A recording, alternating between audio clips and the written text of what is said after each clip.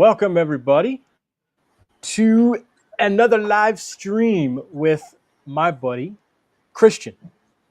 Hello. We are here. Oh, I'm hearing myself talk. I don't want to do that. We started a little bit early. What's up? No, you're good. Was that through my mic or is that on your end? No, that's through me. I just want to make sure we're good. Gotcha. We started a little bit early, but that's just because I'm super excited. And also, my clock's off on my computer, so it says 7 on my computer, but I guess we might be a little too early. But we're here to discuss the Superman film that is coming out in a handful of days on Thursday, technically, if you want to be technical. Friday for the normal people who think that July 11th is the official release date, but really it's the 10th. But if you're an Amazon Prime member, you get access to a screening tomorrow, which is what I will be going to do. I will be seeing it with a couple friends. What about you, Christian? When are you seeing Superman? I am seeing Superman Friday, July 11th, the official release day, because that's the time my parents and I are free, and I want to go see it with them. You know, a nice movie night out on a Friday night. Perfect. And our screening's pretty full. I think it might be sold out at this point. I didn't double check, but that's exciting. And we're going to see it at the Dolby Theater at AMC River East 21, right in the heart of Chicago. So that's going to be really cool to see that there. Yeah. I got to make my way up there to see it. I really want to see it because that's like one of the best sound presentations that you can get. Yes. You know, we got Rashad. Rashad is joining us here. We're going to add him to the stage. What's up, my friend? Hey, what's going on, y'all? Welcome to the live stream where we are celebrating Superman, the release of Superman. When are you seeing it? I just asked Christian when he's seeing it. When are you seeing it?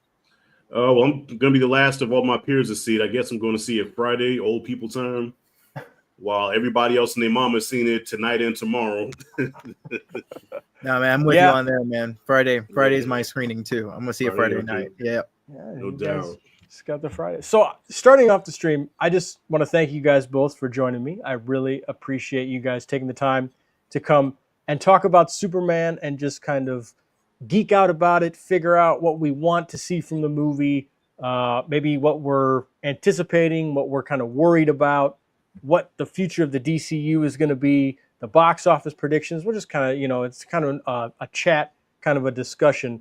Let's start off with, where's your anticipation level, your hype level? Obviously, I'm decked out in so much merch. It's kind of ridiculous. I'm sad that Warner Brothers doesn't pay me to promote this movie, because I literally have a poster in my office at work. They should pay me to promote this thing. I promoted it for like 2 years now, but I don't get any money, so it is what it is. But Christian, let's start with you. Where's your excitement level? My excitement level is a 10 out of 10, man. I'm excited. I love new iterations of superheroes because we get that fresh take. We get, a possible new future. There's always that excitement when it comes to like the first entry into a new superhero franchise. And I'm glad it's Superman, man. And then we need that figure of hope recently. And I hope that's what, that we get out of it, Mm-hmm. Rashad? What's my anticipation? Where's your hype level on a scale? Are you just like on a scale? Same 10 out of 10, man. Like, Superman is the very first superhero that I was exposed to as a kid, and I have a love for the character, and so I'm very, not only am I very anticipating this movie, but I'm also very nervous too, because I know everything is riding on this movie. You know what I mean? So yeah. So depending how it does, the DCU can go on or it's dead on arrival. So, but I'm excited for it. I just hope we get a good Superman movie. Yeah, I think, going off of kind of the anticipation talk, obviously we know that this has been a very divisive film before it even comes out. Probably, the most divisive film that I can think of, I guess the Star Wars prequels would be the last time I would say that a movie has gotten so much hate before it came out. Maybe, I don't know. Maybe you guys disagree, but that's fair. Yeah, it's almost on that level, right? Where people just want to hate this just to hate it before they even see it. And I just remember, I was pretty young back then, but I know that the prequels also got that hate too, where it was like George Lucas has ruined Star Wars and all this stuff. And it seems like there's many different interpretations of Superman, right? It's like you have the Christopher Reeve You have the Dark Knight Returns Zack Snyder version. You have the Silver Age comics. You have kind of the newer adaptations of Superman nowadays. It seems like James Gunn said something about how he's taken inspiration from Superman, All-Star Superman, and kind of the Silver Age. So that's a little bit more zany, and we have Crypto in the movie. So that shows you right there. I mean, once they introduce Crypto in the trailers, you're kind of like, okay, that shows you the tone of the movie. How do you guys feel that the general audience is going to react to the Silver Age kind of wacky, zany vibe that this film is giving off? I think hopefully if it's done right, it'll feel like a breath of fresh air, because no other filmmakers have decided to tackle that era in their superhero movies. We've always seen how can they exist in our real world, which is cool. We've seen a lot of that to its perfection. But now if we can get more of these wackier elements from the comics to the big screen and it works, it's going to feel like something different. You know, he might set the standard moving forward. People are going to try to replicate that, you know, so who knows? Yeah, I hope that's what happens, man. I don't know, man.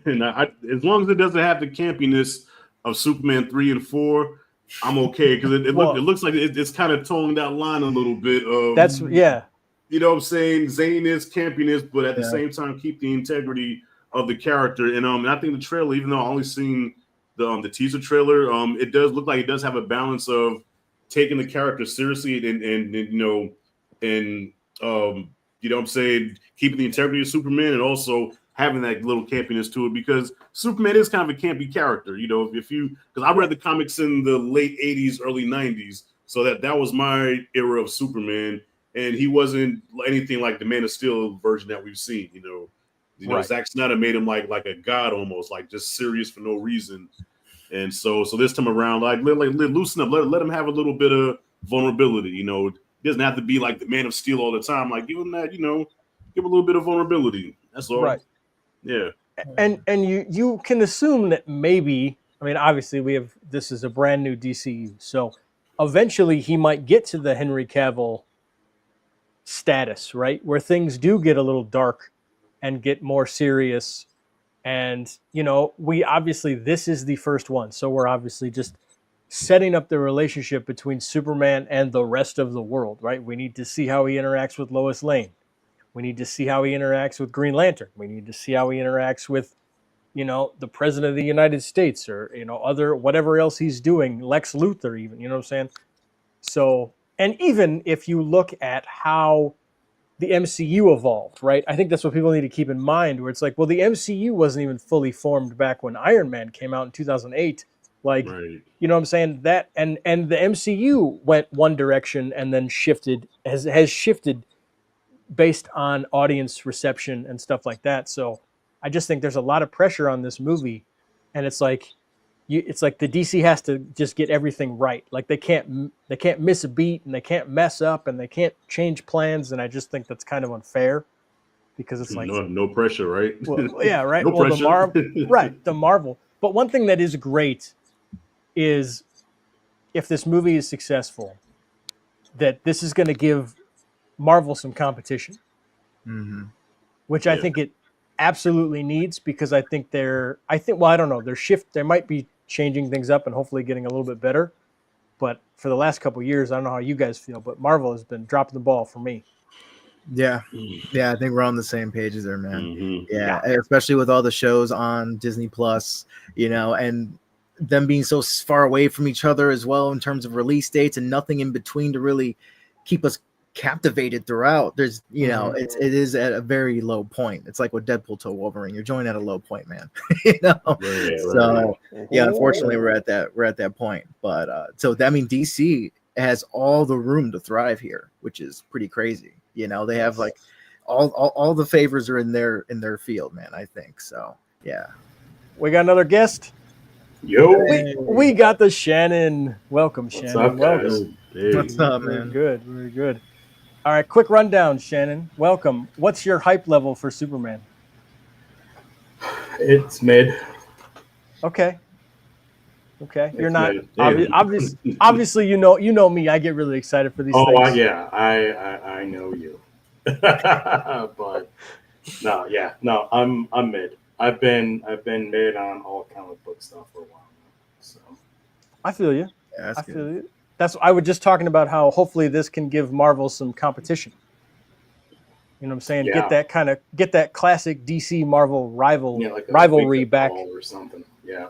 Yeah, something. That's what I'm hoping. But what do you guys think about James Gunn's style in terms of kind of well, I guess this is more we kind of talked about this, but Shannon, the goofiness or the more kid it seems like it's a kid friendly. This seems like this is going to be a DCU that is marketed towards kids, right? That's the tone Yeah, I'm getting. I see that. And I can see a lot of these properties will be like, yeah, let's go for the younger generations. Star Wars has done that. Star Trek has done that. Marvel is obviously doing it. And DC is like, yeah, let's do that. We've been tough and gritty. Let's go for the. That's good. But kids, unless they are Tony Starks and Bruce Waynes, their parents have the money. Mhm. So you need to market to the whole family. If that's what you're going to do, you need a market for the family. Now, Pixar before 2018, they did a great job doing that. Pixar did a great job, not just going for the kids, they went for the whole family. The whole family could enjoy The Incredibles. The whole family can enjoy Toy Story. I haven't seen Elio, but so I can't say if the kids may enjoy it, but does the whole family enjoy it? I don't know. That's too new for me to say anything about that. So yeah, with James Gunn doing it, I don't know. Yeah. I see him doing more of a Doom Squad. I don't see him doing Superman. Mhm. But I'm not saying that he's bad. He's obviously a great director. I have enjoyed his films. He did a great job with Guardians of the Galaxy. He sold me on the first Guardians of the Galaxy. That movie to me is still, it's up there. It's in the top 5 in the Marvel of all the Marvel movies for me. So I'm coming from that as a James Gunn fan as far as these movies go. But I don't know about Superman. I don't. And it's very interesting too, because I think Tyler mentioned this before. This is his first major superhero property. Like all the other ones have been unknown until he brought them to the household name status, right? So, Yeah. and that's why I found it so funny where he was like, let me redo Suicide Squad, the most recent property, because he's like, that's something I can do. He knew his style. So now he's shifting over to Superman. And so I hope that this movie, it'll be really cool if there's not that much raunchiness in this movie. You can find a little bit of raunchy, and James Gunn's very raunchy. His early work's super raunchy. So you can find a little bit of that thread in all of his works, and they fit for that tone. Superman, on the other hand, I feel like if he can accomplish this feeling really different, tonally different from his previous movies, with still a little bit of his voice in there, of course, naturally, he could set this aside. And if you watch Creature Commandos, that's not for kids. And I don't think that's really marketed for kids. So I like already we have so different tones, despite it being very fantastical. Like they're both fantastical, but we have 2 different tones: family tone, Superman; adult tone, Creature Commandos. Right. So that's very interesting. And hearing him wanting to build the whole universe like that, everything's different. That could be very interesting if executed very well. So yeah, I'm excited for that. Yeah. I think some of the raunchiness could probably come in with Lex Luthor a little bit. You can kind of push him as like this not likable guy. You can kind of push the raunchiness maybe with that character, but we'll have to see. How do we feel about David Cornsweet taking on the mantle of Superman? We could talk about Christopher Reeve. We could talk about Brandon Routh. We could talk about Tyler Hoechlin, whatever. Hochlin? Hecklin? I don't know how to say his last name. But Who is that? Is that the CW? Oh, CW? okay. I never watched that one. Corn Sweat. I don't know, man. Like I'm a Christopher Reeve guy, right? So I grew up watching the Christopher Reeve joints. So that's forever my Superman. I don't care how dope Corn Sweat is. That's always gonna be my guy, right? But when they first announced him that they cast him and he was like, showing himself in shape, I said, okay, he's got the looks like he's got the physicality of it. I can see Superman there. And then when I first saw the suit, I ain't gonna lie, when I first saw the suit, I was like, God, that's bad. That's terrible. The suit, why'd you have him get all buff to give him this baggy ass suit that looked like something out of freaking Party City, man? Yes, and that reveal photo of him sitting in the chair was a dumb move. I don't know why on earth they rolled up. Yeah, why they thought that was a good idea? Yeah, I mean, I just world's dying. But you have to admit, because this is the thing about James Gunn. James Gunn likes to do that just to piss people off. So I could easily see James just being like, yeah, let me take a photo and let's put it out there, and it's just going to set the world on fire, and like whatever, right? Like I feel like that's for him to do that though. To me, it's like, okay, we get it. You're James Gunn. You've done Guardians of the Galaxy, but you haven't done Superman yet. Right. And we're talking Superman is S tier superhero IP, right? And it's like, we don't know if you're capable of doing this. You're capable of doing other work. We're not sure if you're capable of doing this. And the first thing you do is want to piss off the fans. Like, I've got a real problem right now with, I've had it for a while, but with these with creatives telling the fans or people who are just looking for a good movie, it's like, quit your complaining, go see the movie, don't go see the movie, blah blah blah. We're not just fans, we are customers, and you need, for someone like me who's on the edge, you need to sell it to me. If I'm gonna go and spend $30 at a movie theater to see one movie. Right. Yeah.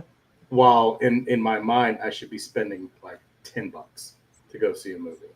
Mm-hmm. But like, how things are, I'm spending $25, $30. It's like, convince me to go out there and spend that money. And if your way of convincing me is to throw that kind of shade and be like, yeah, he's a frumpy looking Superman. He whines about his dog, blah, blah, blah. It's like, you're not selling me. You're not selling me. Mm-hmm. And I think that's a problem, because I don't care if it's James Gunn. I don't care if it's Matt Reeves. I don't care if it's Christopher Nolan. If you disrespect the customer base, they're going to turn on you. Right. Well, Shannon, I want to piggyback off of that, Shannon, because I had the same sentiments when I saw the teaser trailer. Like, I'm already sold on the movie, so I didn't even have to see a trailer. Like, you just tell me Superman and I'm there, right? You don't have to convince me. But when I saw the teaser, I felt just like that. I was like, damn, if I did need selling on this movie, the trailer failed miserably. The teaser, that is.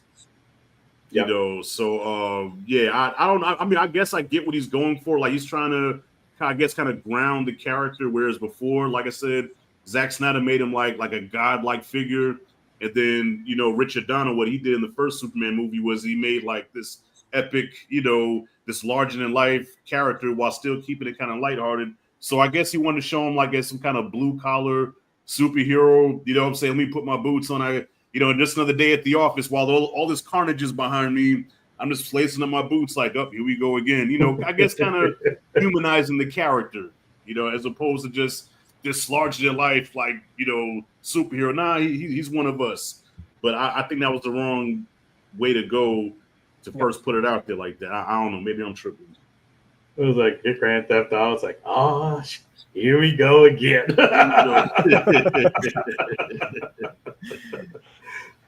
I think that would be a bold move for studios to do, is like, you have a big IP like Superman or like Star Wars, just announce something's coming out with no trailer and see how many people just go based off the name. And I'm pretty sure you will pile in, right? And like you said, I never expected that, really. I never really thought about it too. A teaser comes out and it doesn't do its job. And that could totally tank the whole thing. And I'll be honest with you, the more footage I keep seeing of Superman, I'm like, stop. please stop. Like, don't show me anymore else. You know, I'm still going. I don't need to see this leaked scene of Superman and Lex going at each other, you know, like verbally in the office. Or I'm like, no, this is too much. Please stop, you know, because you're not going to let me enjoy the main course when I get to it, you know. Right. But yeah, I really hope studios get to a point where they're like, okay, we have these larger IPs. We're confident in this. Especially like the new James Bond. Imagine if they do all the announcing for the new James Bond, but there's no trailer to follow up. I think people will probably still go because Denis Villeneuve's a part of it. I was going to say that's amazing, isn't it? Isn't that amazing? Exactly, is going to bring out an audience. So just have confidence in your talent and your properties. You know, that's. I like how you guys brought that up. Yeah.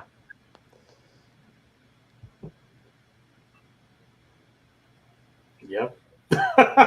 Yeah, I mean that's tough to follow. I mean, like one thing I could think of is like when they first announced Batman '89. Right now, I understood why they showed so much of that back then. I know I'm probably showing my age right now, but they showed a lot of that back. Yeah, in the back. So because when they said Michael Keaton playing Batman, we was like, Mr. Mom, Beetlejuice. Fuck out of here, Batman. Tim Burton, the guy that made Pee-wee's Big Adventure. So this is before the internet, but they felt the heat from the fans. We hated the idea of Tim Burton directing it and Michael Keaton, Beetlejuice as Batman. So when they put that trailer out, it was like a 4-minute damn trailer just about, man, showing a lot of the movie. But it worked because I said, okay, I'm on board with this. But with a character like Superman, you ain't got to do all that, man. Just show the logo, play the music, and then that's it. We'll come out. That's all you need. Yeah. You know, or like, I'm sorry. Like what I was thinking is like for a teaser doesn't necessarily have to be scenes from the movie. They could have just done just an atmospheric trailer. Yeah. That would sell you. It's like, this is the costume. This is the tone. This is like where we're going with the music. You know, things like that. You know, it's kind of like, you know, it on Black. You know, you hear John Williams score real low, and then it's just like, you know, it could be like the music, and then all of a sudden it's like smash onto like, you know, this, you know, like in one of the movies, like school bus is flying off of the Golden Gate Bridge, right? And these kids are, you know, they're about to die, they're about to fall into the ocean. It's like, oh my God, what's going on? And then it's just like, you know, you see a close up of a hand coming up onto the bus, and it's just pushing it back on, and all the kids are like dumbfounded, and then it's just like the look of shock on their faces.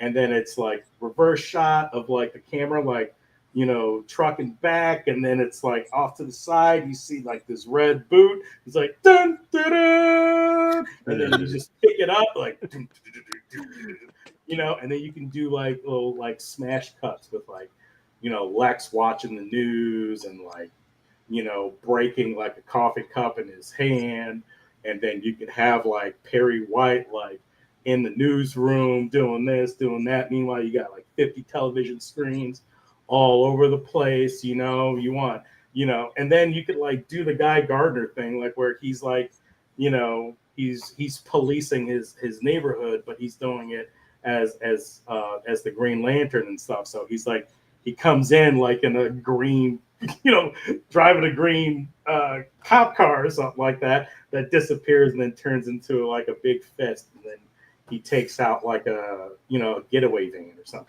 I mean, this is just coming to me, but it's like that doesn't necessarily need to be in the movie, but it sells the audience on the tone. And it's like, this is the Superman we're coming back to. We're coming back to like how he's been saying, we're going back to the Christopher Reeve, we're going back to the comic book and stuff like that.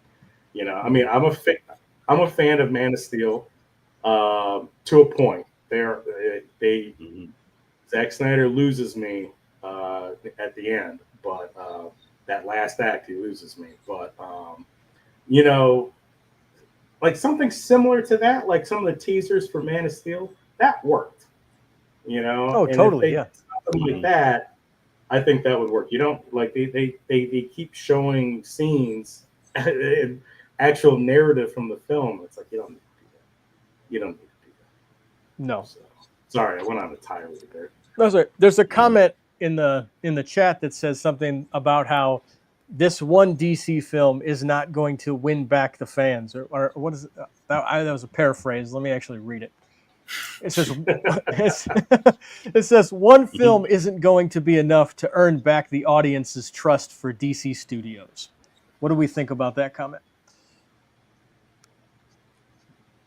Yeah, I agree. Yeah. Because the DC from the get-go, all they had to do was follow the Marvel formula for phase 1, right? I'm not talking about phase 4, phase 5. I'm talking phase 1 Marvel. That's all they needed to do. Have your individual movies to establish your main people, and then have the ensemble film to close out that phase. That's not stealing. That's not theft. That is a great production idea for a large franchise of interconnected films. That's the way to do it. And that's not just, that's just not narrative. That's also like planning and management, like behind the camera. I mean, that's the way to do it. It's like, okay, we have this new universe. We need to get people on board. We start with Superman, obviously. Who do you follow up with? Superman? You follow up with Batman. Who do you follow up with? Batman? You do Wonder Woman, or you do Green Lantern. At that time, Green Lantern was hot garbage, that IP. No one didn't want to touch it. So you go with Wonder Woman, right? So you get those 3 done, and then you can be like, okay, let's do some kind of movie. Doesn't have to be Justice League, but just like, let's do some movie to get a couple of more B-tier superheroes together, and let's do some type of bigger threat. And then they get together, and then it's like, okay, and then phase 2, you can go into the Justice League and stuff like that. And you can go with like people like Hawkman and Dr. Fate, So I don't know. Yeah, I mean, it technically writes itself, right? Origins, solos, team ups, and then grand slam events. But it's so frustrating why it hasn't worked, because these are great characters. Some would argue maybe a little better than Marvel. That's where the feud comes in. Because these are gods among men. So that just writes itself. So yeah, it is a little infuriating. But I think it's going to take a little time. It's going to take its time to win back the entire DC fan base, because so much has happened, so much wrong has happened. Nothing all of us could really unite and be like, yes, we love that. Remember that? This is awesome. And it's going to take time. It's going to take time. Time heals all wounds. And hopefully that is the case with this new DCU. I think that's what we all hope as DC fans. We want to be like, all right, I was wrong. This shit kicks ass. Like, this is like 100%. I can get behind this, So that's going to take some time. Yeah, maybe not this one movie, but hopefully the next, and then the next. And then we can look at it in a bigger picture. Yeah. But this is the kickoff, though. This one, like I said, a lot's riding on this one. So, this one has to be dope, like certified dope. Now, mind you, like they're always going to have a cult fan base, what I'm saying, as far as DC goes. Like, I'm always a fan. I'm always going to root for them. Like, I love Marvel as well. I love DC, and I want them to win. But their track record has not been impressive. So, like, hopefully this one sets the tone and kicks it off and gets on the right trajectory, so we can get future, epic films, depending on how this one does. Yeah. One thing that I think of constantly, though, is the death of movie theaters. I feel like it's coming pretty soon. I could be wrong, especially with these prices. Well, I mean, Shannon, you brought this up, and it's kind of like Marvel had a good run, right? They had many, many years to have a lot of success, where it's like, is it too little too late here with DC? And it's like James Gunn has all these plans, and it's like, okay, Superman's successful, but say Supergirl, nobody goes to come see Supergirl because Supergirl is not, I mean, it's popular, but I don't know. I'm gonna see it. And I mean, I'm gonna see it. I think all of us are gonna see it, but yeah, I just, that's my fear, is that movie theaters are going to die, and then we're not going to be getting, or I guess everything goes to Max. I guess I don't know. When movie theaters die, I don't know what the shift is going to look like for these IPs. But I think to get people back into the theaters, like you've got to have a major like home run grand slam movie. Yeah. Right. Look at Spider-Man. You know, that was people were still afraid of going outside their houses, and people braved everything to go see that movie, and that movie did gangbusters. And this, you know, back when it was just like you're going outside, you know. So, but people wanted to see that movie, right? And that movie had everything everybody wanted. I mean, even like man, I remember, guys, we were watching, like, we were looking at that trailer, and we're like doing the frame by frames, and it's like, yeah, they painted him out there. Look at the lizard's head, like it goes down into the, you know, like Look at all that space next to like, him.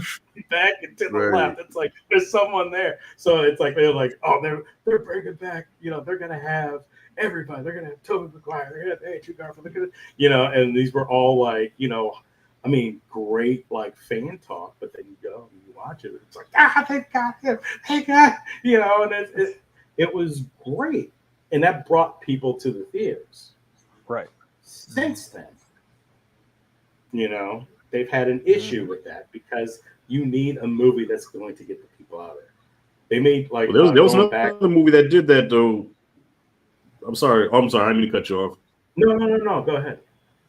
Oh, no, I was gonna say no. There was another movie that did that. Yeah. So yeah, Spider-Man, like, you know, did that. But then when Top Gun Maverick hit, when Top Gun Maverick hit, that I think that's what really brought people back. Like, look, that's the reason I bought AMC A-List, because that was my first Dolby experience, or second. Oh, No, nice. I think that the Batman was my first Dolby experience.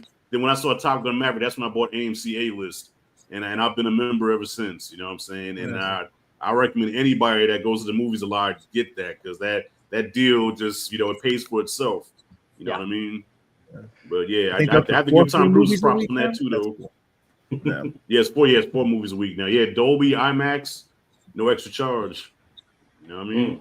Yeah, it's the way to go. It's the way to go. I think, yeah, I mean, obviously, my hype level is through the roof for this movie. Just because something about David Cornsweet, I don't know what it is. When they were talking about who they were going to cast, and Nicholas Hoult was up for the role, and I was kind of like, I don't really see him as Superman. I mean, he's a great actor, and he can do pretty much anything, I guess. Because the way you look at it, it's like any actor can bulk up. I never understand the argument of people that are like, well, he's too skinny to play the role. And I'm like, you realize how Hollywood works? Like, what are you talking about? Like, anybody can. Speaking of Batman, I mean, Michael Keaton didn't bulk up for Batman, you know, right? But he pulled it off, right? And he's still everybody's idea of Batman, and he didn't bulk up.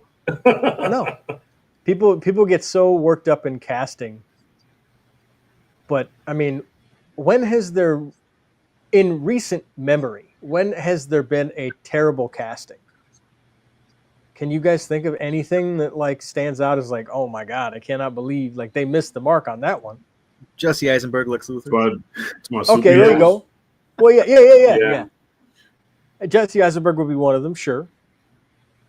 Jared Leto Joker.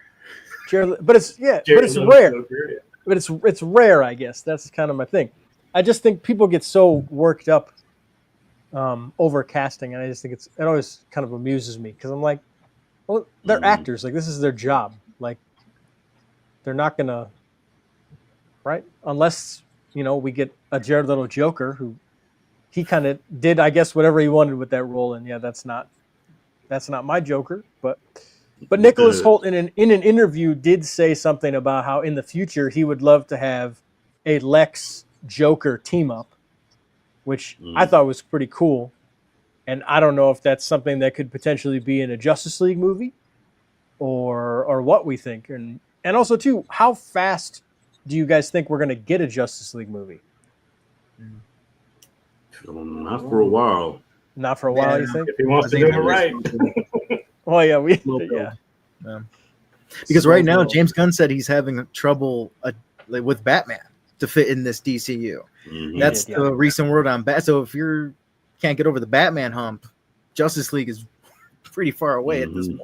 Yeah, you first need the Trinity, you know, Wonder Woman in there as well. So, Yeah, that's gonna be tough. If Superman's this tough to please the audience, I can't imagine the next Batman or Wonder Woman. So they really want to like have it down to a T when it comes, you know. So yeah, I think Justice League's gonna be probably 10 years away, maybe. That long?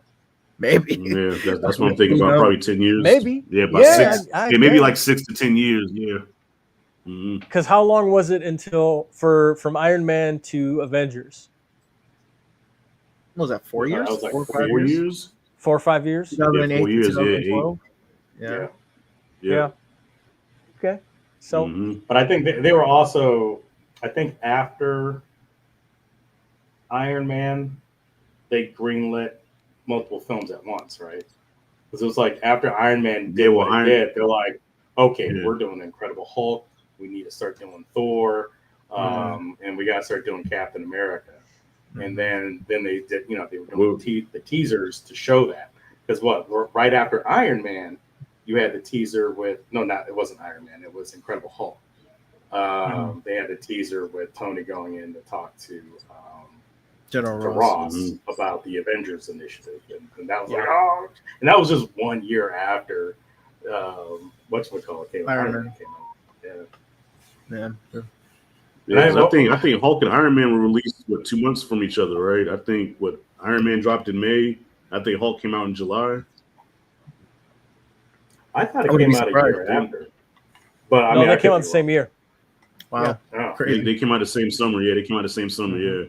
Yeah, back then Marvel was doing 2 movies a year. So yeah, 2008 it was Hulk and Iron Man, and then 2009 nothing came out. Then 2010 I think it was Iron Man, and then Thor, I think. And something like Captain that. America. But I know that they was doing 2. Yeah, they was doing like 2 a year. Yep. But see, they had a plan, right? They had a plan, and they had that through line narrative of what they wanted to do. They didn't know exactly, but they knew what the end point was, and they knew the milestones that they needed to hit. That's what DC needs to do. That's what anyone who's trying to do a massive franchise like this, you know, with interconnected films, that's what they need to do. That's your superstructure. That's your architecture. Use it. Well, now I'm curious. You use it, that's up to you, but use that structure. I'm curious, what are your thoughts on James Gunn saying that this is not going to be structured like the MCU, but more like Star Wars, where you're probably going to get different projects set in different eras of one timeline? That's cool, but again, you need a structure, right? You need a through line.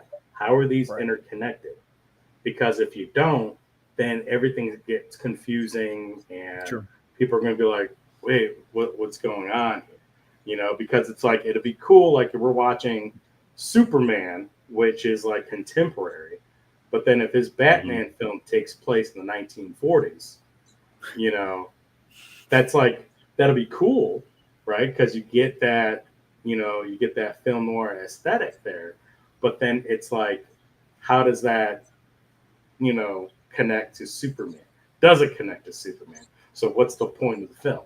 You know, it's just a standalone. You already have a standalone Batman film. So with Matt Reeves. So it's like, why do another one? So I don't know. I mean, that sounds cool. It's a great idea, but there needs to be a through line. You know, like if they're going to do Wonder Woman again, but it's Wonder Woman like in the 1700s, that's cool. Because then if you want to do something like, oh, she finds the mother box and it ends with her finding a mother box like in 1776 or something like that. And then we go back to a Green Lantern movie that takes place in 2028. And then it's like as that mother box and then Wonder Woman shows up. That's cool because now we all have that context. We all have that history, you know, and then it's Green Lantern that needs to come up to speed with everything. And then we go on that journey with Green Lantern. That's cool. Obviously, I'm just spitballing stuff, but I think that's how it would work. If they don't do that and they go with we don't have a plan Star Wars, it's going to fall apart. Just like Star Wars. Just like poor Star Wars. Poor Star Wars, really? I mean, yes and no. I mean, I don't know. I don't know. Yes. Or That's a whole other topic right there. Oh, do I project my feelings onto these franchises? Probably, and that's how I live my life. So poor Star Wars. yeah, don't let anyone Yeah, tell yeah. you otherwise. Yeah. Everybody do their And you own. know, I fully recognize, and for some people are watching this, we don't have a lot of people watch this. We have 6, so the 6 people that are watching this, because I don't go live often, but the 6 people that are watching this probably mostly know me. You know, I get really hyped for these things, and I'd say it's about an 85% chance they let me down. Like, I get really excited, and then I'm like, well, that was okay. Well, So case in point, what was the last movie last DC movie was The Flash? Was that the yes. last one Flash, before yeah. Wow, was it The Flash? rebooting everything? They had Aquaman, but we saw the Flash together. Yes, the 3 of us. Yeah. Oh, yeah. Aquaman. See, Aquaman doesn't. Oh, Aquaman was the last. I forgot about Aquaman. Damn. Yeah. That didn't even register. That's all right. I didn't even see it. So Yeah. Oh, you didn't see the last Aquaman? nope. Yeah, that didn't. Was I said why dumb fun. why? Yeah. Dumb fun. That's good. That's good. Yeah, it was dumb fun. You know what I'm saying? I mean, I had a good time with it. But like with the Flash, we were all hyped, we were all excited, and a film like that had so much opportunity, and I mean obviously Michael Keaton, right? But it's like, and the concepts in that film could have gone places. Yes. But I think ultimately, I mean, what killed it was, I mean, the CGI. That's the obvious one. The CGI killed it, and I think some of the plot choices killed it too. I mean, I don't want to go too much into it, but the Ezra Miller running. Oh no, he did the whole. I mean, and then like the idea with like the multiverse balls and stuff. That's a great concept, but the way that was done, I think the execution was poor. Wow. And I think that was really cool to see these different versions that we've seen. You know, I mean, I thought like the Christopher Reeve, Helen Slater, Superman, Supergirl. I don't care what anybody says. That hit me right here. I was like, oh my God, you know, that is awesome. You know, or like the black and white old school, you know, Flash. I thought that was really neat too. And but like again, you know, it's just something like that to throw at the very end of the movie. I think that was a bad call. And then it seemed like it was tacked on, obviously with the animation. But I don't know. It's like if they want to do something, they just need to commit and do it right. You know, take the time to do the CGI right. Take the time. Take that plot, take that screenplay, and wash it like 4 or 5 times. Make sure it is watertight, Loctite. It's like, this is how we're going to do it. This is it. Okay, good. And if something doesn't work out in production, we have, you know, we've got option B, option C, option D. You know, because I mean, for those of us who've been on set, stuff happens, and you need to remake something completely. Like the film thesis that I was a producer on back in school, we lost our main actress. Like we lost her halfway through production. So like within a day or 2 days, me and the director, I helped the director rewrite the script. We had to he had to reblock everything. We had to reorganize all of our resources and get that back in order to finish that movie. And we did, you know, but it's like stuff happens and you need to go a different route. And as long as you plan ahead, you won't fail. It's not going to be the end product is not what you intentionally wanted, but nothing is, right? But as long as you have that plan in place, you know, and the backups, go for it. And it's just, I just hope that that's what, you know, they're doing. And it's unfortunate because it's like we think that that's already what they should be doing because they're supposed to be professional people, but then it's like you find out, it's like, oh, Star Wars, yeah, we didn't have a plan. Just gave it to him, let him do his own thing. Yeah. I was like, what the hell did you do? I'm out. Yeah. Oh, we didn't talk to each other? Like No. you Okay. killed off half of my cast from my movie. I'm out. Yeah. Biggest fumble in film history are those sequel trilogy movies. But so how do we feel about Batman? There being two Batmans going on simultaneously, possibly, with Matt Reeves' universe and then whatever James Gunn is going to do with the DCU Batman. What's our thoughts on that one? I'm probably going to be in the minority here. I was always an advocate for Robert Pattinson to share the screen with David Cornsweet's Superman, because I think Robert Pattinson's universe, like that Gotham, has never explored or mentioned anything outside of Gotham.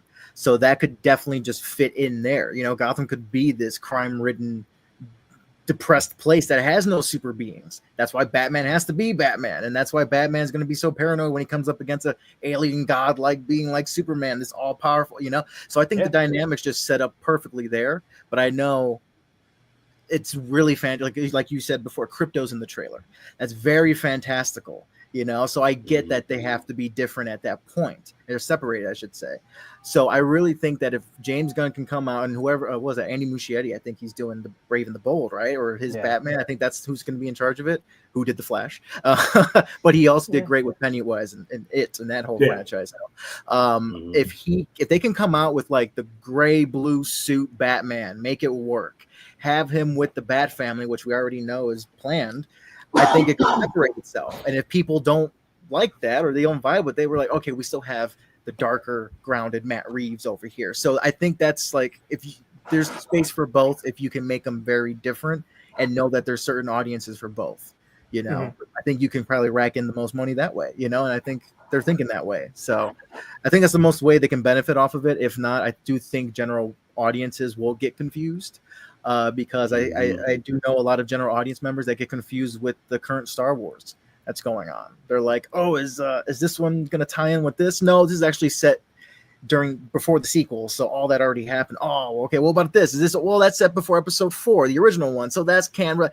Oh, okay, Boba Fett? No, because, so there's always like a but what if. So if they're going to have two of them at the same time, that's going to cause confusion, especially if current Star Wars is causing confusion with people, so... Yeah, but if they go with the first option, they know what they're doing, making them distinct. I think it could work. I think it could work in a crazy way. Yeah, I think also too, Matt Reeves. Go ahead. Oh no, I was gonna say, bro, I was agreeing with you this whole stream, but this is the first time we're gonna disagree here, bro. I don't like that idea at all, and I'm gonna use a wrestling reference here. Remember Razor Ramon, the wrestler? Yeah, WWE. Okay. I do. Yeah, there was a time. Okay. Razor Ramon was a famous. Razor Ramon and Diesel, they were very famous in WWE, right?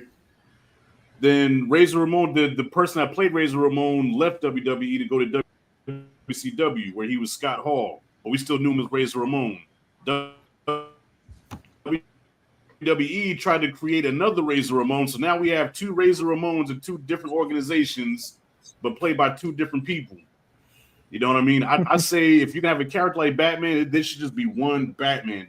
I don't want that. You know what I'm saying? Because I'm gonna be like, yeah, I'm going to see the Batman. Then you see the Brave and the Bold. Yeah, that's not Batman. This is Batman. You know what I'm saying? I don't know. I'm not a fan of that idea. This is the Razor Ramon thing, man. There's only one Razor Ramon. That's Scott Hall. Leave him like that. Don't make another one. That's a great analogy. Marvel's about to do that. I just thought of that on the fly. Doctor Doom. Yeah, Marvel's recycling Robert Downey Jr. Like that's Tony Stark. That's not Victor Von Doom. No, yeah, it's not simultaneously going out at the same time though. Like the Batman situation would be, right? So yes. Yeah, welcome, Josh, to the chat. By the way, hi, hello, Joshua. Hello, Josh was good. Are you guys excited for Superman? The embargo ends in like 2 hours. That's crazy how early it is. I'm excited. Well, it depends on what news outlet you're asking, because some would say that the embargo has already lifted Yeah. because of these crazy people dropping their reviews early. Yeah, they Get on should- my nerves. Like a lot of them are my peers, and I love them.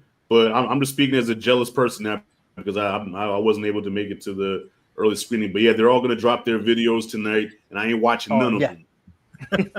I know. I'm gonna be but I like to listen to opinions really as soon as I can. So it's gonna be hard. I know I'm gonna be watching some of them tonight for sure. I'm scared to listen to stuff like that because someone's gonna slip up and say something they shouldn't say, and then it's just like, oh man, really? And I know somebody personally. I know somebody personally that does that, and I tell this dude, I'm like, dude, stop putting spoilers in the video. You know, Do you I didn't guys mean it's remember not when really a Mark spoiler. Ruffalo spoiled Avengers: Infinity War because his phone was on recording during the screening? Oh, Yeah, I wow. remember. Was that No, Ragnarok? I thought It was Thor Ragnarok. It was Ragnarok. That Oh was yeah, Ragnarok. yeah. For Infinity That's right, War, yeah. he said everyone dies in the end. Just you wait. Yeah, so he's notorious for spoil. Yeah.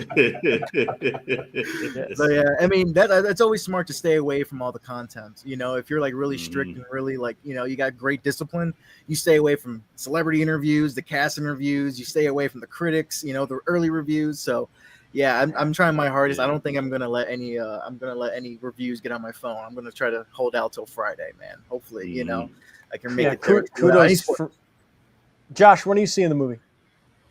I'm seeing it Friday morning. Nice. Okay. Same If it's here. really good, I might see it again like immediately after. That's what I'm saying. If it's good, I'm gonna go see it multiple times. I'm seeing it Tuesday. I'm seeing it Thursday, Friday, Saturday, Sunday. I'm gonna be going quite a lot. This movie's making money just based on me alone, guys. I promise. So I missed the first like 45 minutes. What's everyone's like temperature on the movie? Like, really excited? Well, Yeah. I mean, come on now. Tyler, yeah. Yeah, pretty excited, Yeah. man. I'm pretty excited. Shannon's the most excited. Shannon Shannon's over the moon can't about wait to this. watch it. He's the most excited about this shit. I'm warm on it. I'm warm. I'm with Shannon. I was nervous when James Gunn was announced to do Superman. I was like, there's such a mismatch of like creator and character, and like some of the stuff looked kind of corny to me. Yeah. But I'm very excited. It's another Superman movie. I love the character, so I'm glad that it's coming out. Mhm. Yeah. And I hope it's good. I really hope it's good.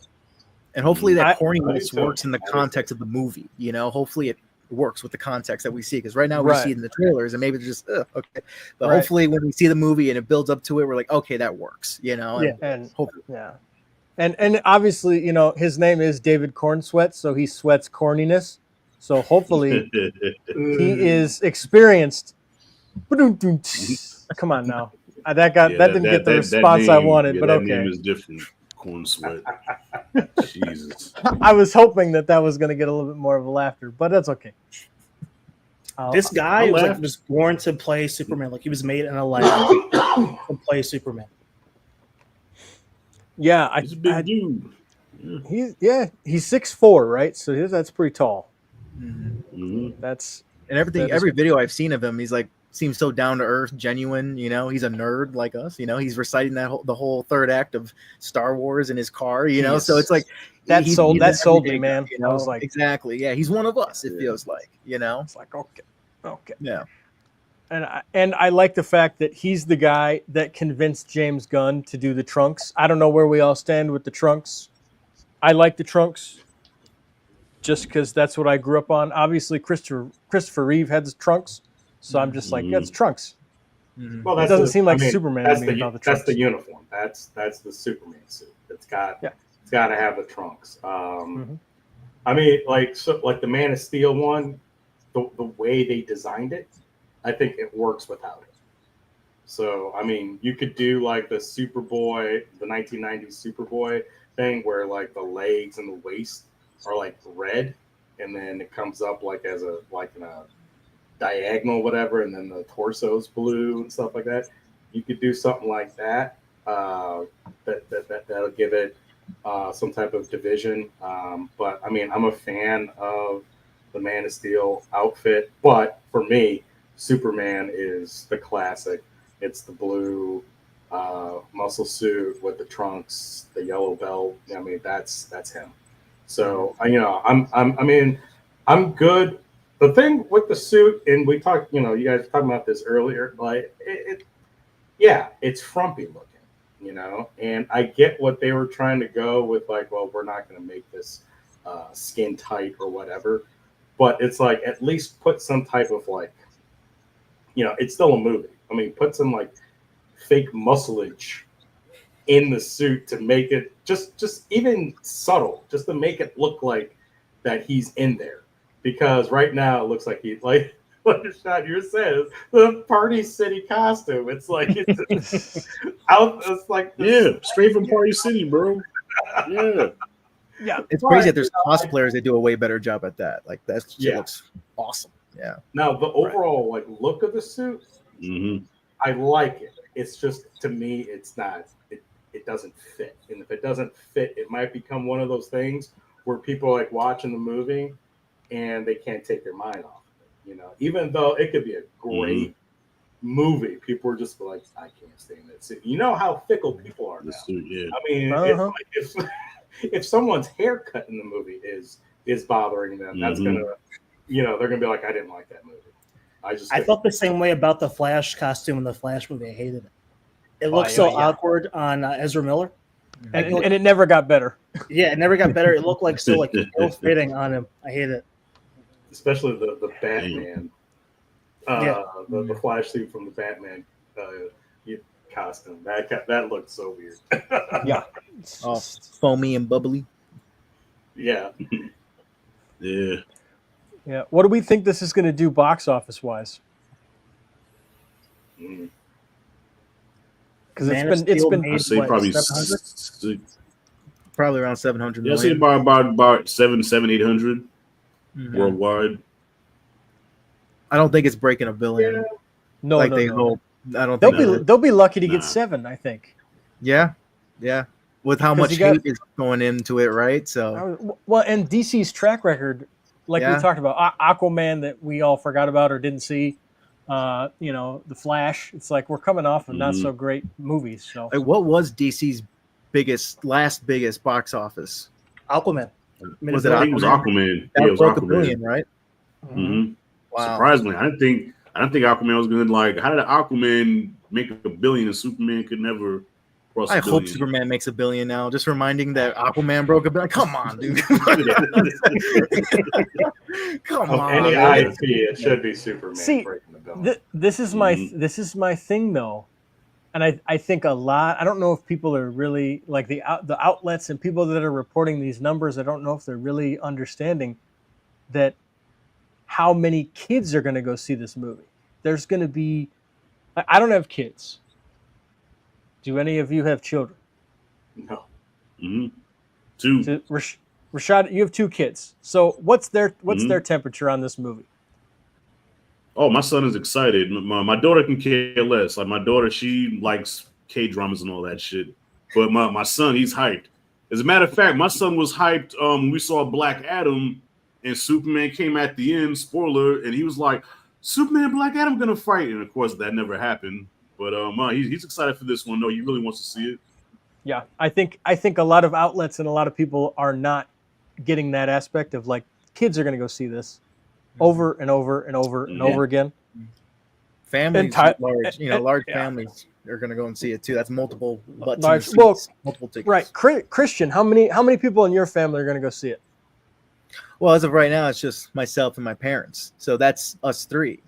So even if I was 8 years old, that would have still been the same amount of tickets sold right there. So, and I think a couple of cousins are probably interested in going. And I wouldn't doubt if I like it this much and my friends like it this much, we're going to go see it again. So that's probably going to be like a group of 6 to 7 of us. So, it grows from there, of course, Right. And same thing with Rashad. I also have AMC A-list. So like, I'll go see that thing every damn day, man. Like if it's that good, sir. It's been a long time since I've had a movie that I've absolutely loved. So, because you're ready, man. Yeah. Hollywood's been letting me down, man. They have not been. I think obviously. I mean, I don't know how I thought Sinners was obviously like a breath of fresh air, and I love was Sin. like, oh, That's my this favorite feels movie so. of the year so far. Yeah, Yeah, Did you go see F1? Yeah, that's mine. I have That's not. not- I need to see that probably. F1 was I- pretty F1 was good. dope. Everyone's F1 pretty was good. dope. Yeah. Yeah. Well, That's watch gonna- it in Dolby or IMAX. for sure. Tyler, I remember you said you were missing great transitions. F1 has great Yes. editing. Yes. I think Yeah. you'll really enjoy it for its editing. Ooh. Yeah. we know that. Yeah, me and transitions. I love them. I think F1 works as a really good movie, and it works as a really good commercial for F1. Yeah. Like There you go. Then it wins on all fronts. Yeah. Yep. It did its job. Yep. Mhm. it should gross $1 billion soon, I think. Really? Yeah, it is Yeah. Brad Pitt's highest grossing movie in the box office. So Is it? yeah, it's Wow. I it's got getting these money. channel suggestions on my YouTube about F1 racing.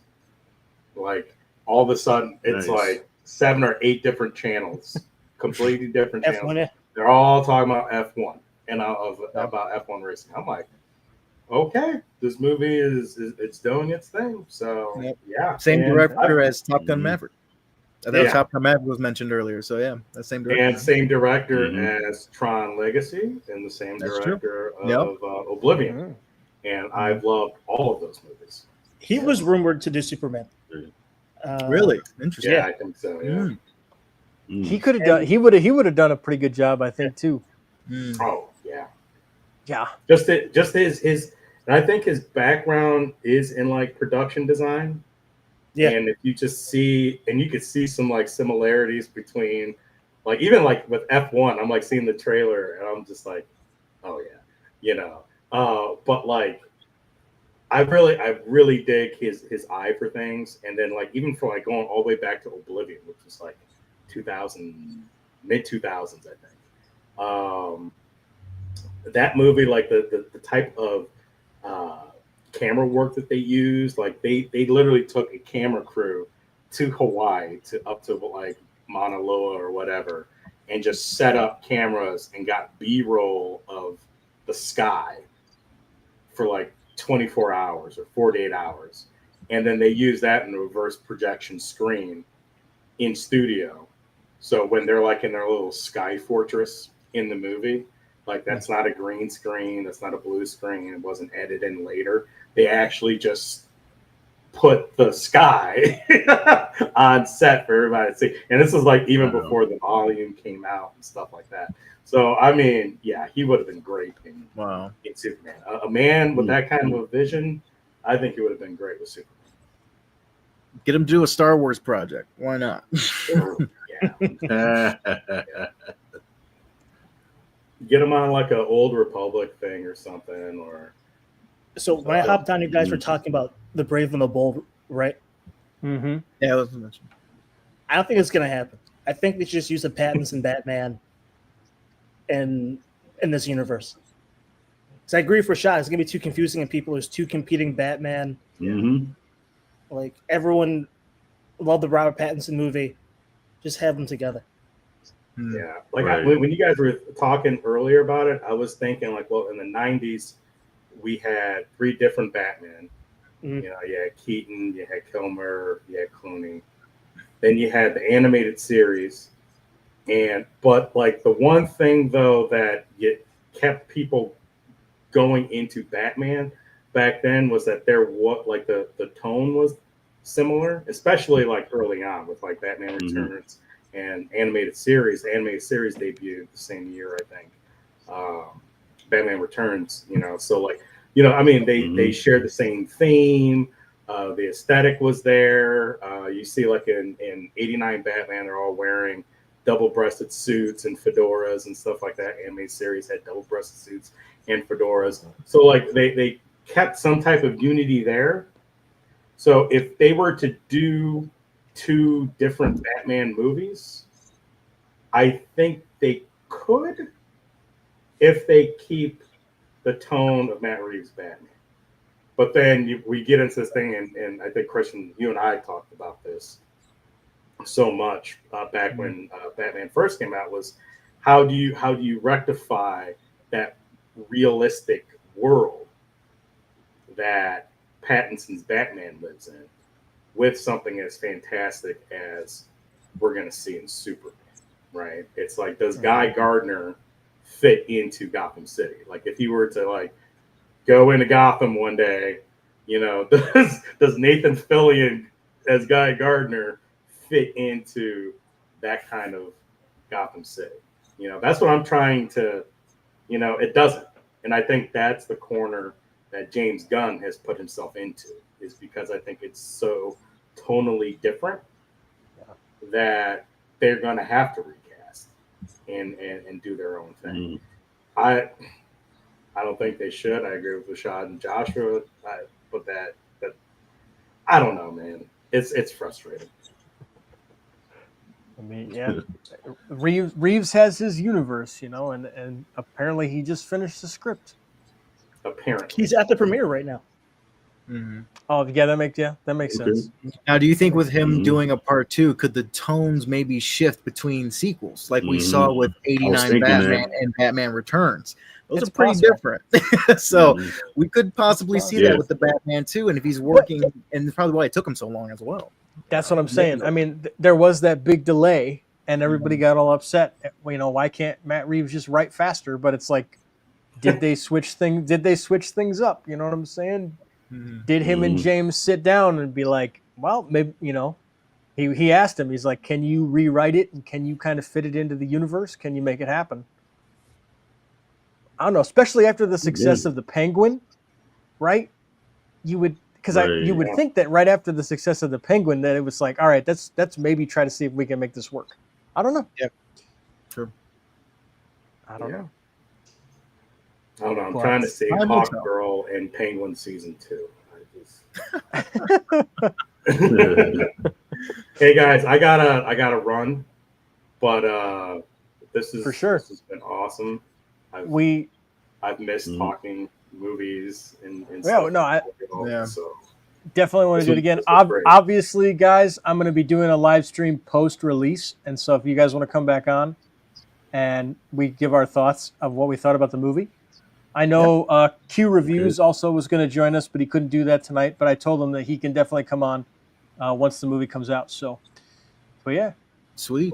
Shannon, good. Thank you for coming on. Yeah, no problem. Thanks for having me. See you guys. Take care. Welcome back anytime. All right. Up in the sky. The bird. Peace. Plane. It's Superman. I'm really worried that this movie is going to come out and it's going to bomb. And yeah, me too. Nah, there's going to be. I don't think it will be, but I think of every literary character, I think if there's a character who's in dire need of like $1 billion movie, it's Superman. Because you know, Man of Steel. I love Man of Steel. I think Man of Steel is amazing, but it did set the world on fire. Superman Returns. I really like. It didn't do so good at the box office. So like big screen Superman is like in a bit of a not great spot. True. Yeah. I mean, I remember Superman Returns, and I think that was a miscalculation. Yeah. I know personally for me, because I was in middle school when that came out. So like I was prime ready for a brand new Superman. Yeah. Why'd you give me that look, Rashad? No, you said you was in middle school when that came out, man. You making me feel old, dude. I know. I know. As soon as I said that, I probably make you feel old. I apologize for that, but yes, I was. So, yeah. But like, and I think right. Superman Returns is a good movie, but a bad Superman film, if that makes sense. Totally. I hated Superman Returns. I hated it with a passion, just because. And no diss to Brandon Roth, man. He was just doing what he was told to do, but he was doing a all-out Christopher Reeve impression through that whole fucking. He was doing a Christopher Reeve impersonation that whole movie. I'm like, bro, you're not Christopher Reeve. Stop it. And the whole thing with the sun and the getting stabbed with the krypton. I mean, with the kryptonite dagger and the kryptonite planet. The kryptonite planet was fucking crazy. And the fact that he's not only stabbed. I hated Superman Returns. I hated that movie. Yeah. Hey, it had some cool marketing. I'll give it that. The poster was cool. Yeah. I had the It feels like they posters. made the movie to design certain scenes to be like trendy at that point. Like, oh, these are going to Oh, yeah. stick out, and they were going to use these for advertisement and stuff. You know, because that's what Oh, I yeah. remember from the movie. Mhm. Yeah, I don't remember the full movie from beginning. I just remember those like with the bullet going into his eye and him not Yeah. flinching, just like Right. that stuff.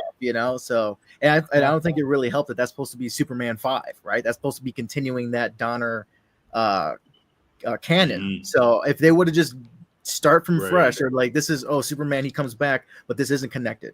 So you still kept that idea that he's been away, now he's coming back and he has to that would have been awesome just on a solo movie itself, Yeah. man. So yeah. And I wonder too how much, because obviously Batman Begins came out the year before. True. And I'm so curious to see how much that Mhm. the success of that movie shifted what he was doing with Superman Returns. I don't know. I don't know if that had any effect, but who knows? We were robbed of an amazing X-Men 3 because of Superman Returns. Yes. That's right.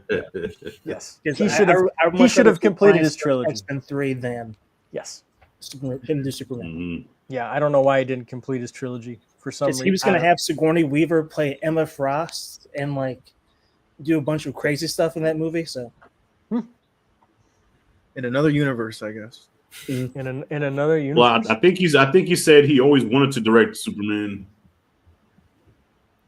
Well, look how that. Oh no, I was saying I think he always wanted to direct a Superman movie, and I guess So when the opportunity came, he was like, "Man, fuck the X-Men."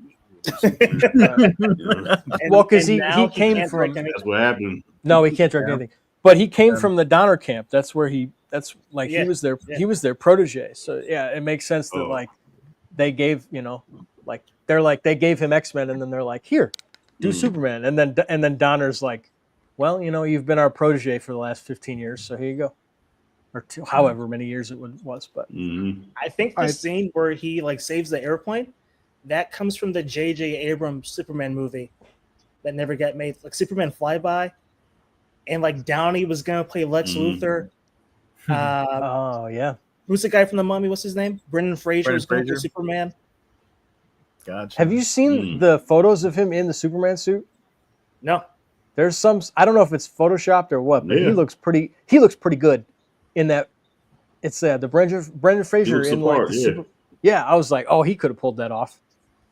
He could have definitely pulled it off. So let's talk about, maybe this can round it up, and this can kind of round out the live stream. Let's talk about, obviously, Fantastic Four versus Superman, the final topic of the night. Marvel versus DC. Marvel versus DC. How's it going to go down? How are we feeling? I love how it's 50-50, man. I think DC comes out on top. I think Superman wins. I think Fantastic Four is going to be a better movie. I think people are so soured on the recent MCU films. That Superman would be better. It's tough financially. And there's no big cameos to draw people into Fantastic Four unless they do some Robert Downey Jr. Doom. Then post-release, everyone's going to flock to the theaters to probably see that. But even still, that's kind of, people are lukewarm on that casting idea. So, yeah, there's not big cameos to bring them in. So Superman should be making $1 billion. Hopefully, we get that. We can say a Superman movie made $1 billion because again, Superman, iconic as he is, DC has all the room to thrive right here, man. Marvel's at a low point. They're down. They're injured. Come in, get the win, man. Come on. What are you waiting for? So yeah, it should be Superman. But with the amount of controversy this movie has going into it, you brought it up in the beginning, Tyler. Yeah, man. Half the fan base that is not liking this movie. People are probably going to go into critic bomb this movie. Yeah. I kind of feel like maybe, who knows? Maybe Fantastic Four could come up if people don't like this Superman. The Fantastic Four could possibly get more, but again, I don't know, man. It's gonna be very interesting. So this is another thing I thought of on the way to work this morning because I can't stop thinking about all this movie and everything, and this is hype level 1,000. But so you have the Snyder fans who are like diehard, like I'm not seeing this movie, like I'm not supporting this, they're not getting my money. But how many of these Snyder fans have children that are going to want to go see this movie? So are you going to sit there and go, no, child of mine, you cannot go see the Superman movie? So while all your friends are going to go see the Superman movie, we support Snyderverse, and I'm not going to take you to see this. and you cannot see this, or I disown you from my family, or whatever they say to their kids. I don't know. Unless the kid But- shares the same opinion. It's like, you're right. But I just thought about that, and I'm like, I just don't believe people that are like, I'm boycotting this movie because if you have kids, you're probably going to go see this thing, right? Of course. Yeah. And I think I if don't you know. don't and you're a Snyder fan, I think you're still going to end up seeing it just to see if it actually, if it actually sucks. If you want, if you're rooting against, you're going to be like, I hope this sucks. And let me see something from it. Yep, I knew it. It sucks. So they're probably going to peek into it regardless. And then in return, even though they're going to hate watch it, you're still giving it money. So it's still going to profit. Like, yeah. I don't get why Snyder fans are so crazy because like James Gunn and Snyder were on Rick and Morty last night. Yeah. Just like as themselves, like shooting the shit about their Superman versions. Wow. There's no bad blood between them, but the Snyder cult fans are fucking crazy. Yeah. I don't know. And Yeah, it's like, well, I mean, with that thing about kids, that kids are gonna find a way to see it anyway, though, man. true. You know, That's true. For That's sure. true. For sure. Yeah, I like how you brought that up, Josh, because they've been buddies for a long time, man. I think they did the Dawn of the Dead, Dawn of the Dead remake, and I like that one. I grew up on that one. Then I watched George A. Romero, and I like that one too. So I'm like, as a remake, I'm like, that's not bad. I actually enjoyed it, man. And yeah, it was cool. I love Man of Steel. I love BVS. I love his Justice League movie, but like that universe got so out of hand, and like people at large weren't fucking with it. So I'm glad they like start over from scratch. Yeah, with their universe. Yeah. Oh, in terms of Snyder, I know it's pretty divisive to say this, but I loved his Watchmen movie, man. I thought that was a great visual adaptation to it, and that led me to read the graphic novel, which I also love. So there's no rumor it's like, oh, that one sucked or this and that, So I love the movie for that. Yeah. So. Have you heard about the recent Avengers movie? Doomsday is like a huge mess. Yeah, I can believe it. I mean, they had to overhaul their whole plan and stuff. It's going around the internet today. What happened? With no like ending. Wow, no ending. What? I think Tyler's frozen. Damn. Is Tyler frozen? Is he lagging? Damn. I think he's deep in we're thought. We're not being disconnected or anything, so that's interesting. Are you Cypher Fantastic? Hello. That's StreamYard for you. Yeah, StreamYard stay fucking up, man. My bad. It's been a long time since I've live streamed. What did I miss? I missed something. What were we talking about? We're talking about how Did we all cut out? What happened? No, he mentioned Doomsday has no ending. There's big issues with Avengers Doomsday. That's what he was mentioning. Yeah. If there's a report going around that they're filming the movie without a third act. Oh, yes. Wow. Yeah, they need to stop doing that. I just don't like that at all. They need to not do that. We need to have full scripts before we go into production. Which is like that's James Gunn's thing. Doesn't it come out next year? Yeah, next May. Yeah. Wow. No. They pushed it back. Damn. They did? Yeah, So they pushed it back to December. Okay. Now they got time to come up with an ending, hopefully. Wow, that's insane. Wow. No, I don't know why. I don't know why they do that. Yeah, I always felt these new Avenger movies that were announced were coming way too soon, and they were trying to probably build the hype off of, all the multiverse stuff. Like Spider-Man Far From Home was the last major hurrah that they had. So they want to recapture that with all these crazy crossovers. But you would think that they would take this time to like, all right, let's focus on Daredevil. Let's focus on Punisher. Let's bring them in. Let's tell solid stories on their own and to hopefully build up to the next team up, but they're not. They're trying to have their cake and ice cream too, and it's killing them, man. They don't have an ending. That's insane. I didn't hear about that till now, so that's crazy. That's crazy. Yeah. And if that word gets out more, wow, I don't see Fantastic Four making that much. If that's the case, people are gonna be like, if there's no end game here, pun intended, then why are we gonna waste our time with this? So yeah, Superman DC has all the room to thrive here, man. They can only and not to mention Yeah, well, not to mention Fantastic Four is a doomed franchise, no pun intended. But you know what Fantastic Four movie actually made money? That's true. Yeah. That is true. Yeah, looking at the Yeah. numbers, that's Mhm. true. Yeah.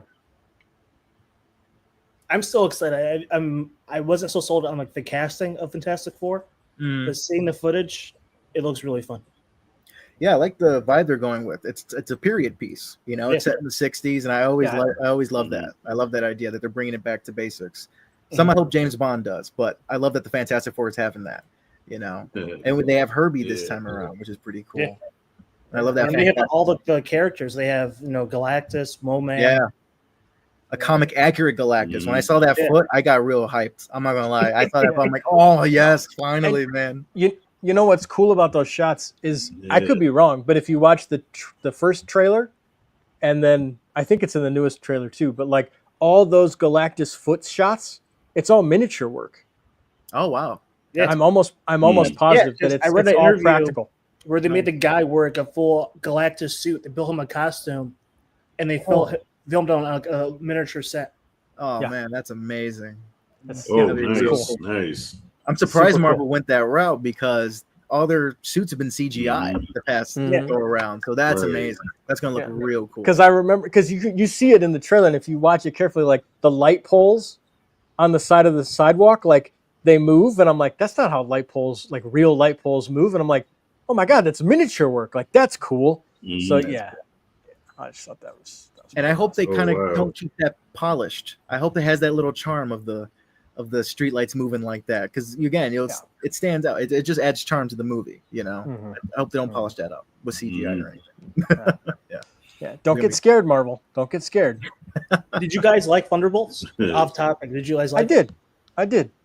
Thunderbolts was pretty good. It was a fun time. Yeah.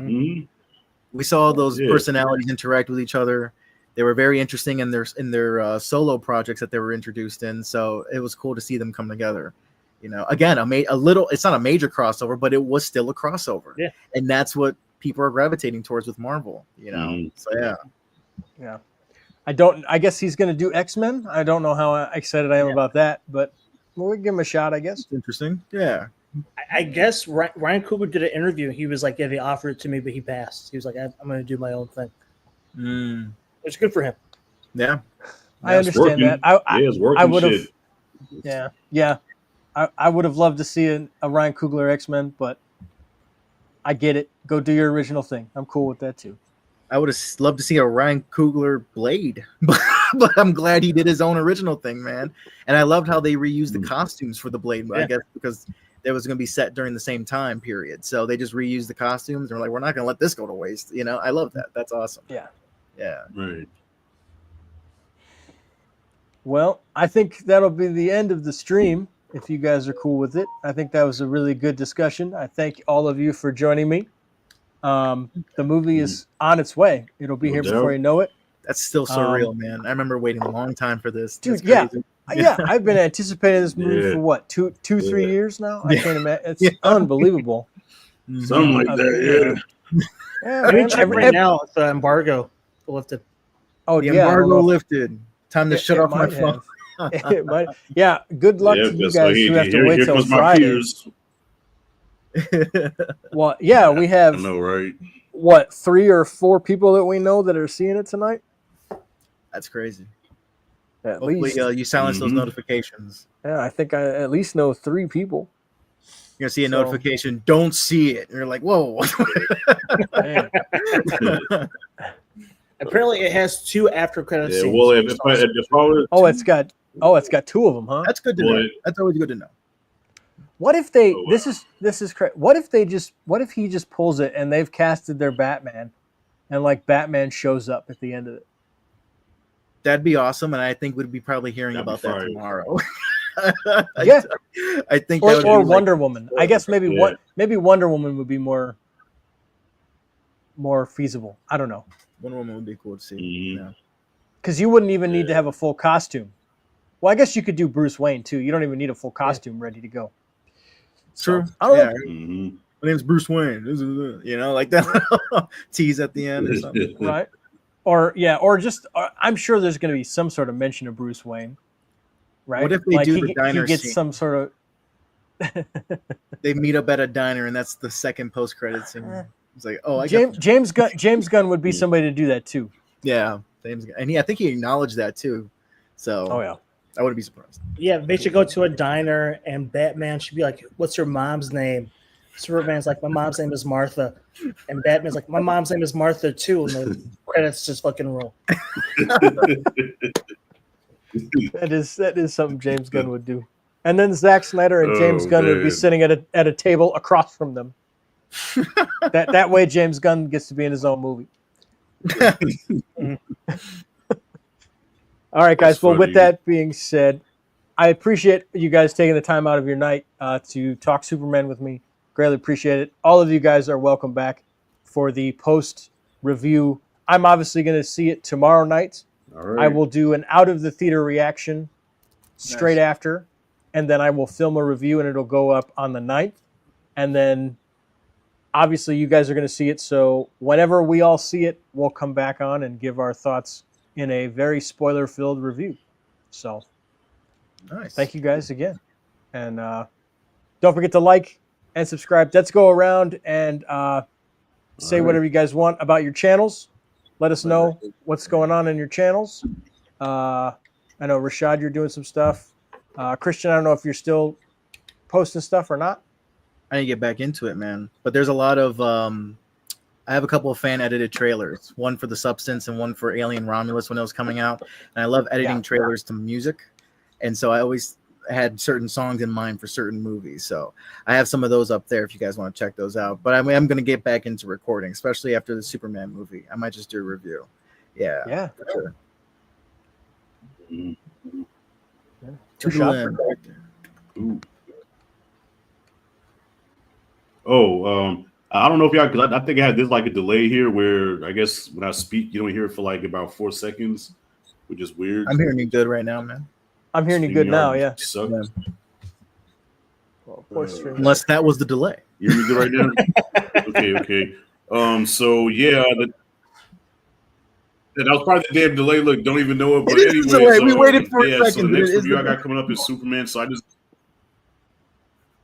is a delay, right? Fuck, man. God damn. Anyway, Rev, you know what? Fuck it. Yeah, Rashad G reviews. I review movies. Check me out. That's all I'm gonna say. Superman is next. Fuck. StreamYard. I don't post reviews, but follow me on Twitter for like extremely hot takes and things that will get me blacklisted from circles at work. Oh, man, yeah. Yeah. All right. Well, again, guys, thank you so much. Like, comment, and subscribe, and enjoy the week of Superman. Expect my review up right after tomorrow night, and then I will do a full review and then spoiler review. And I'm going to probably go see this 1,000,000 times because I want this to make money. All right. Take care, everybody. Don't forget to look up and have a great week. Take care. Bye-bye.